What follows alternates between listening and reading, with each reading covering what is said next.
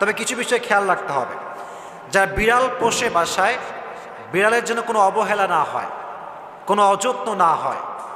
বিড়ালের যখন খাওয়ার প্রয়োজন খাবার দিতে হবে, তার যত্নের প্রয়োজন যত্ন করতে হবে।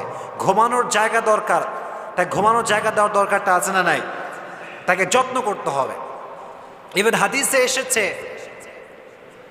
একজন মহিলা একটি বিড়ালকে আটকে রেখেছিল এবং তাকে খাওয়ার দেয় নাই, তার যত্ন করে না, তাকে ছেড়ে দেয় নাই। হাদিসে এসেছে আল্লাহ তাকে জাহান্নামে নিক্ষেপ করেছে, নাউজুবিল্লাহ পড়ান। এজন্য বিড়াল থাকা দোষের কিছু নয়, বাট যত্ন করতে হবে, 1 নাম্বার পয়েন্ট। 2 নাম্বার পয়েন্ট, নবীজি বলেছেন হাদিসে, যে ব্যক্তি প্রাণীর উপরে দয়াবান হয়, যত্নশীল হয়, রহম করে, আল্লাহ তার উপরে রহমশীল হয়ে যায়। সুবহানাল্লাহ পড়ে। আপনি প্রাণীকে মায়া করবেন,